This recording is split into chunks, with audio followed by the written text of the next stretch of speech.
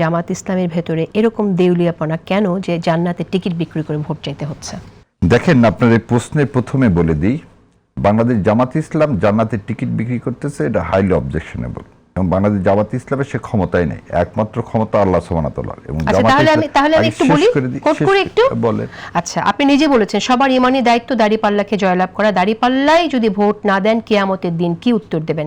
শেখ মুজিব কি কাউকে জান্নাতে নিতে পারবে? পারবে না। জান্নাতে নিতে পারবেন একমাত্র আল্লাহ তাআলা। অন্তত কবরে গিয়ে যেন বলতে পারেন আল্লাহ দিন কায়েমের জন্য দাঁড়িপাল্লায় ভোট দিয়েছি।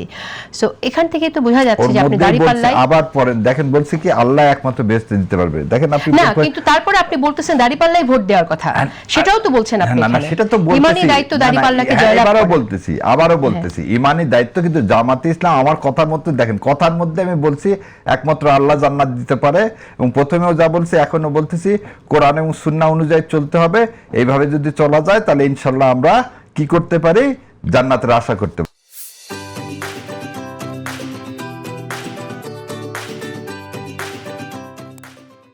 বাংলাদেশ জামাত ইসলাম কোরআন এবং সুন্নাহ অনুযায়ী একটা দেশ পরিচালনা করবে, এই আশা নিয়ে আমি তাকে সমর্থন করি। ইমানি দায়িত্ব, মানুষের ইমানি দায়িত্ব কি দাঁড়িপাল্লায় ভোট দেওয়া, সেটা যে আপনি বলছেন, এটা কি আপনি বলতে পারেন? ওখানে আবার পরে, ওখানে দেখেন আবার আমি পড়বো না, আমি পড়েছি, আমার দর্শকরা শুনেছেন সেটা, রাইট?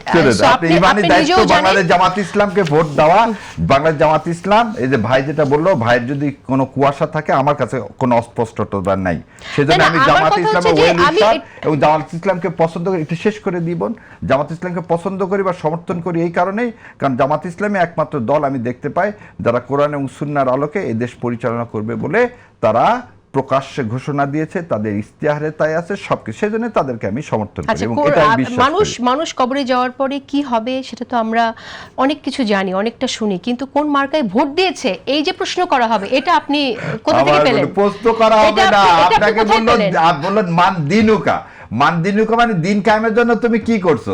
আমি তো আমাকে যদি, আমি অন্য মানুষের কথা বলি, আমি মারা গেলাম, আমি কি বলতে পারি, আল্লাহ আমার কাছে একটুকুনি ক্ষমতা ছিল দিন কায়েমের জন্য বাংলাদেশে জামাত ইসলাম কোরআন এবং সুন্নাহর আলোকে একটা রাষ্ট্র ব্যবস্থা কায়েম করতে চায়, সেটাতে বিশ্বাস করে আমি দিছি। ধরে নেন হাইপোথেটিক্যালি আমি দিলাম, ওনারা করলেন না, এই জায়গা শেষ করে দিব।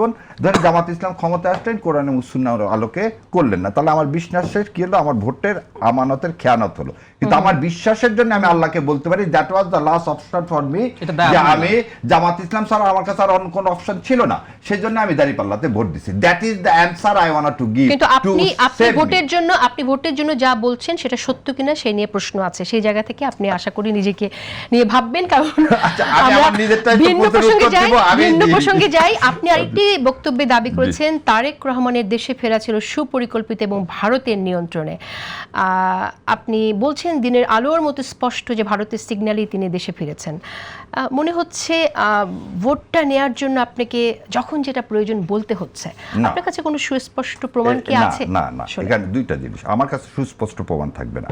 এখানে জনাব তারেক রহমান, ওনাকে নিয়ে আমি কথা বলতে একটু বিব্রত বোধ করি। তারপরে যেহেতু আপনি জিজ্ঞাসা করছেন বলি, উনি 15 দিন আগে বললেন তার হাতে না, যখন উনি দেশে ফিরে আসার কথা বললেন তখন কিন্তু তিনি পরিষ্কার আজ পর্যন্ত করেনি টিল ডেট, যে কেন সেদিন সে পাবলিকের, এটা কিন্তু পাবলিক স্পিচ, এটা কিন্তু অন্য কারোর সাথে না শোনা না, পাবলিকলি তিনি বললেন যে তার একক নিয়ন্ত্রণাধীন না। এই একক নিয়ন্ত্রণাধীন না মানিটা কে, এটা আজ পর্যন্ত ক্লিয়ার করলেন না।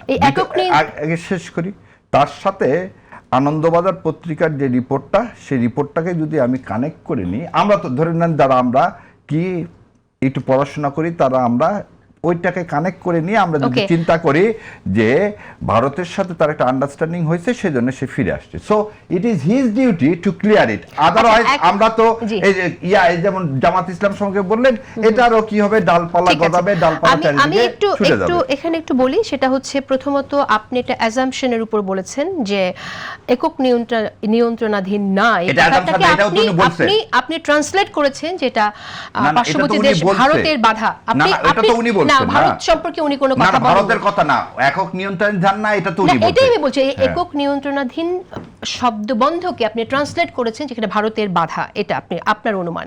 দ্বিতীয়ত আপনি যে পত্রিকাটার কথা বললেন, আপনারা তো কেউ কোনো কথা বললে আপনাদের দলের নেতারা মামলা করে দেয়, কিন্তু আপনি যেটা বলেছেন এখানে তো আমরা দেখতে পাচ্ছি এখানে দ্য ডিসেন্টের বরাত দিয়ে বলে আনন্দবাজার এরকম কোনো সংবাদ প্রকাশ করেনি, that was fake.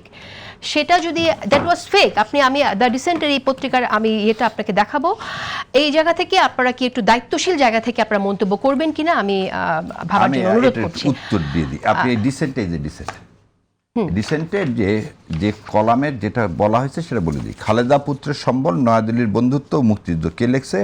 Anirban Dasgupta. এই অনির্বাণ দাশগুপ্ত যে এইটা দেওয়া হয়েছিল আনন্দবাজার পত্রিকায়, এবং surprisingly I was so surprise যে আমি ওই কথা বলার পরে এখন কিন্তু ওখানে পেইড ভার্সন আসছে, আর আনপেইড ভার্সন না। এখন যে কেউ গেলেই এই আর্টিকেলটা পড়তে পারবে না, ওখানে পেইড ভার্সন হলে পড়তে পারবে না। আমাদের কথা, এটা আমার পার্সোনাল কথা, নাথিং ডিলস উইথ জামাত ইসলাম বা অন্য কিছু, এটা আমার সম্পূর্ণ একান্ত মতামত।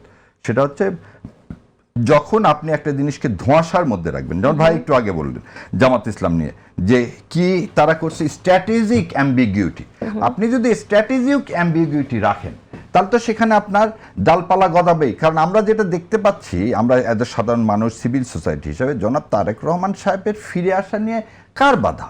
কারোই বাধা না। উনি ফিরে আসবেন ওনার দেশে, ওনার মায়ের কাছে, এটাই তো স্বাভাবিক। এবং তিনি তো ফিরে আসলেন, তাহলে ফিরে আসলেন 15 দিন আগে কি এমন ঘটনা ঘটলো যে যেটা ওনাকে বাদ দিলে? এবং আপনি বলছেন এটা অবশ্যই অনুমান নির্ভর, এবং আপনাকে ওটা বলে দিচ্ছি, এটা অনুমান নির্ভর কি, যে তথ্য যেগুলো পাইছি এগুলো যদি মিথ্যা হয়ে থাকে তাহলে আমাদের অনুমান ঠিক না, কিন্তু আমরা দায়িত্বশীল জায়গা থেকে এই অনুমানগুলো করতে, আপনারা যেমন সাংবাদিক হিসেবে বিভিন্ন প্রশ্ন করেন, অনুমান করেন, আমরা ঠিক অনুমান করি জাতিকে কি জন্য, জাতিকে যাতে সহজে একটা পথ দেখানো। না, এখানে নিউজটা আপনি যে নিউজটা নিয়ে এসেছেন সেখানে স্পষ্ট বলা আছে আনন্দবাজার বরাত দিয়ে আপনি তারেক রহমানকে নিয়ে অসত্য ছড়িয়েছেন, সে কথাটা বলা আছে।